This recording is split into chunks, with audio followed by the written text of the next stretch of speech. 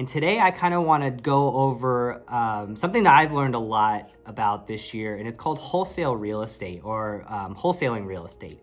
I've done a couple of these deals this year, and I've learned a lot about it. I've always heard about it. You see things on Instagram and YouTube, and other real estate friends of mine that say they do wholesaling and they make good money and they are able to find good properties, and either possibly buy them themselves and flip them or hold on to them, or find another investor to wholesale it to and make that difference in the assignment fee. So what is wholesaling? So now in Arizona, you do have to disclose that you are a wholesale either agent that has a license or you are a wholesaler in general. You don't have to have your license, like I said, to be a wholesaler, but you do now have to disclose that to the homeowner. There's actually a form that they do need to sign just to acknowledge that you did disclose that you are a wholesaler, that you might be selling their property through an assignment of the contract to another investor. So how does it work? So it works by, if you find they say sometimes on YouTube and on Instagram and TikTok, find the worst property in the best neighborhood. So let's say you're going around, you're door knocking on homes, and you come across one that you kind of can see inside that it needs a lot of work. That it could be, falling apart on the outside and you can just really tell that it's gonna need a lot of work on the inside. Or you can just kind of see that there's things that need work and need attention on the inside. Just to kind of give you an example of the house that I did this year, there was a hole in the ceiling, in the front patio ceiling. It looks like there's some holes in the roof. When I went and actually looked inside the house, it looked like it hadn't been updated or touched for updates since the house was built in the 50s. It was pretty dirty, and it needed some attention, and it could be a potential really good fix and flip for somebody. So when I approached the seller with this opportunity or this way of selling their house quickly, and getting what they want, because that's the most important, at least for me, that's the most important thing, is I want to make sure the homeowner is getting exactly what they want before I start figuring out what I could assign the contract to an investor for. So after I ran some numbers and figured out what the house could be worth, I went to the owners and I asked them kind of what their goals were and what they were trying to do. After figuring out that, we came up with a price of what they needed to walk away with. When you wholesale, the homeowner doesn't have to pay any kind of commission. So it can be a great way, especially if the condition of the home is really bad and it's not going to go through traditional financing of a conventional FHA or a VA loan. This could be definitely a possibility depending on the condition of the home and what it could be worth after it's all fixed up. So after I figured out how much the house was worth after it was fixed up, I went to the owners and we talked about what they needed in terms of a dollar amount in order to walk away from the property. We were able to negotiate a price on that. It was a pretty good price for everybody. It's what they wanted, it's what they needed to move on to go to their next property or move into a rental for whatever they were going to do. So after we wrote a contract and we got a contract signed by the owner, I was able to then go out and look for an investor that might be able to purchase the property in cash pretty quickly.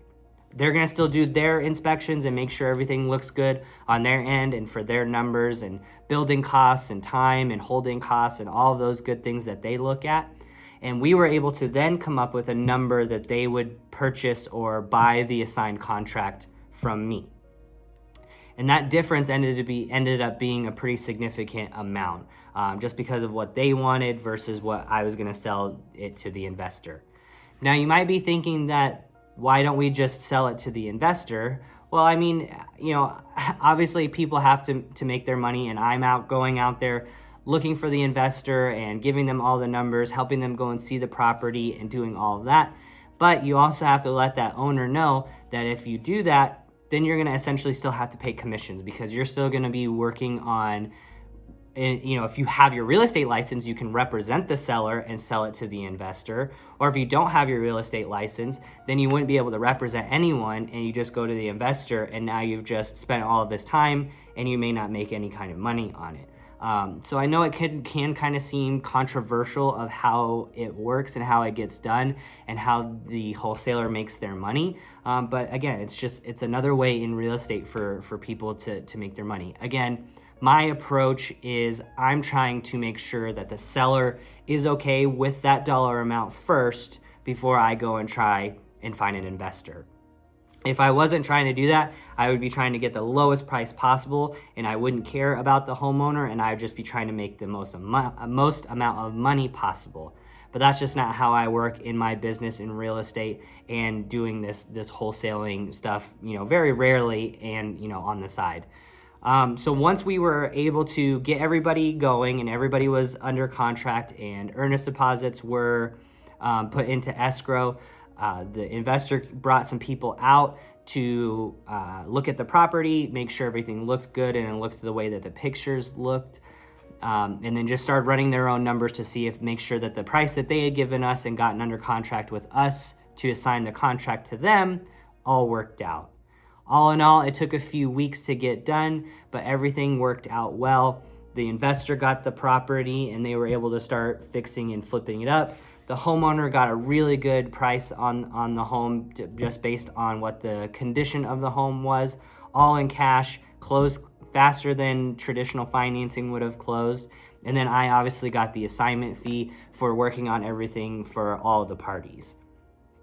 So that's just in a nutshell how wholesaling works, right? There's a lot of people that spend a lot of time and that's their only business is they don't have a real estate license and they're going out calling people, finding distressed properties, and then assigning contracts to investors. I just do that when the opportunity arises, and if I go out and I see a house or somebody invites me over to their house and it might fit that criteria, then I might throw that possibility out there for them. I definitely always want to list their property to try and get the most for them, but sometimes depending on the condition and what the house looks like and what their situation is, maybe they are looking to move as quickly as possible and just get the house done and sold.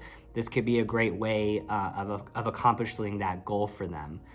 So that's just, like I said, in a nutshell, that's what wholesaling is. I wanted to create this video just to do some kind of education for the YouTube page and for people out there, just so if anybody ever comes by and tells you that they're looking to possibly wholesale your property, you can at least maybe see this video and know what's going on and what to expect.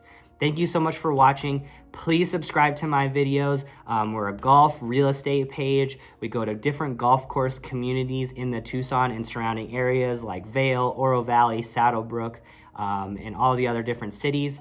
So please subscribe, hit the bell to get notified when there's new videos that come up, and always like and send a comment asking for more videos or just what you thought about this video and wholesale real estate.